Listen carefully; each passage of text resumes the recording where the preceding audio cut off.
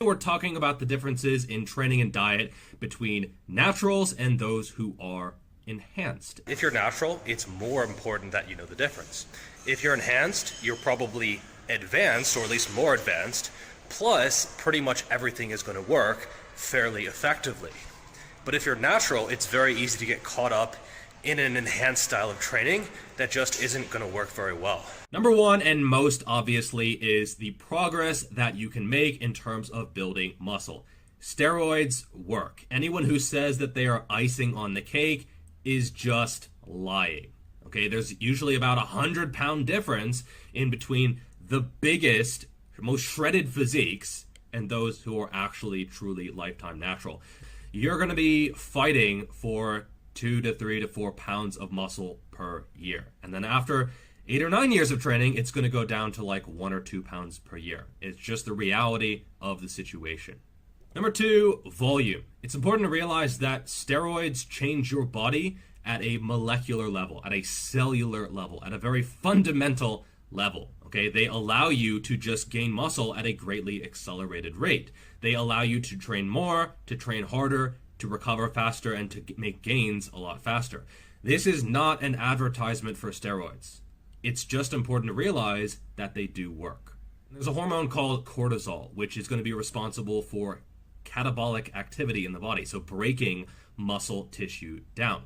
When you take performance-enhancing drugs, it actually blocks the effects of cortisol at a molecular cellular level. And therefore, you can get away with more training volume. Number three, if you're natural, you have to stimulate muscle growth during the workout.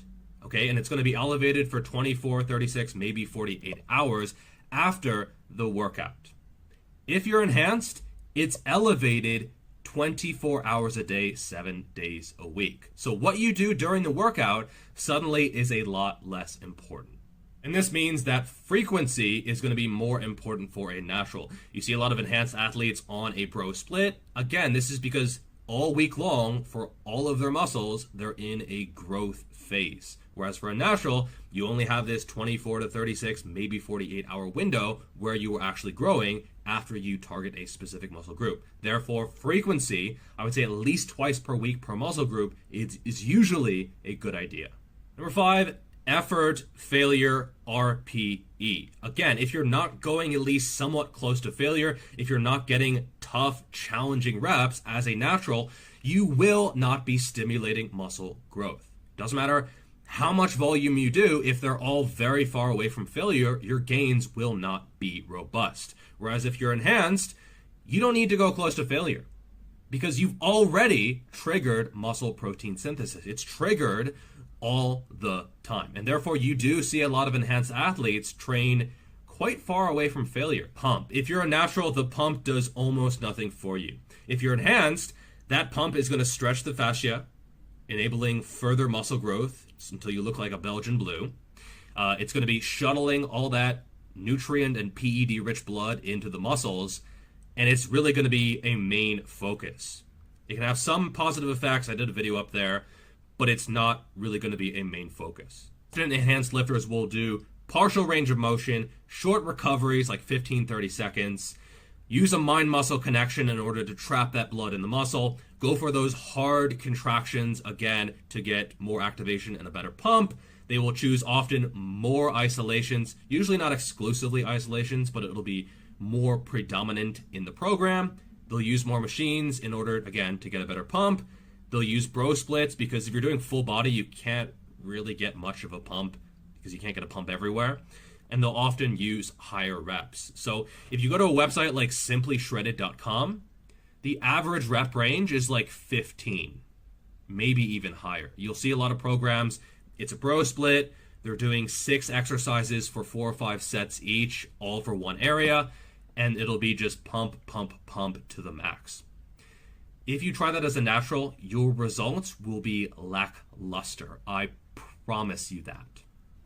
Does it say anything about steroids? I read, dozens and dozens of their articles from people who clearly are on PEDs, like shitloads of PEDs, and not a word about aforementioned PEDs. Just these bullshit training plans, these cookie cutter, shitty diets, and this is the kind of content that beginners stumble across on the internet. And it's sad, and it pisses me off too. Number 7, your risk of injury. Steroids help you gain muscle. Muscle contributes to strength. However, steroids do not help your tendons to grow. And in fact, some of them actually actively weaken your tendons. Okay, they help you get so strong so quickly that stuff just starts to snap. Some compounds are more for size, others are more for strength. If you use a shitload of stuff, you're going to get way strong way too quickly, and that's when stuff starts to pop. And this contributes to them doing this pump style of training, which is a lot less risky. Stay away from failure, use light weights, hard contractions, and let the drugs do the work. But again, if you're natural, that's going to get you nowhere. You're not going to be getting massively stronger, okay? So your risk of injury is going to be a lot lower. You have a lot more flexibility in your programming when you are enhanced. So I talked about volume, I talked about, all these other factors, but the truth is there are some people doing low volume and enhanced. Dorian Yates, he did basically 1 set to failure per exercise, and it worked. It clearly worked. And so the truth is, if you're enhanced, you can get results on high or low volume. But if you're natural, your window in terms of the variables that you're manipulating, it's a lot smaller. Now, if you're natural, I don't really see a reason to go above 1 gram per pound of body weight. Even that is probably a little bit on the high side because you're just not going to use it, okay? It's going to be just converted to glucose and used for energy. But if you're on PEDs, again, it changes things at a cellular molecular level, and therefore you're going to be able to use a lot more protein. And enhanced lifters, they tend to eat more often per day. So you see 6, 7, 8 meals per day. As a natural, not needed, okay? 3 to 4 meals a day, completely fine. Maybe throw in a shake, and you're good to go. But for an enhanced athlete, a missed protein feeding really is a missed opportunity to grow. Now, steroids don't exactly make it so you never have to sleep. Sleep is still important even if you're enhanced. It does have an impact on performance and body composition and everything. But if you're natural, it's really important, okay? When Arnold said, sleep faster, well, if you're enhanced, okay, you get up early, you had 4 or 5 hours of sleep, that's not impacting your testosterone levels. And if it impacts your cortisol levels, well, again, who gives a shit, because a lot of that is being blocked. But if you're natural, waking up early and getting 4 or 5 hours of sleep to go and do cardio, no, okay? No. And if you're natural, sleeping is the bedrock upon which your entire training, heck, your entire... Now, I've heard of professional bodybuilders on 1,000 grams of carbs a day, 1,200 grams of carbs a day, which is what a lot of people are on per week or more. And especially if they're taking insulin, carb intake is probably going to be very high. For a very simple reason. If you take insulin and you don't take carbs, well, you could die. And insulin usage is very, very common at the highest levels, and it's probably the single most dangerous compound that you can use. Steroids, yeah, they might eventually kill you, but they won't kill you right away. Insulin absolutely can, so be careful. So this is all painting with a pretty broad brush, and it is somewhat individual based on what you're taking and then also your individual situation.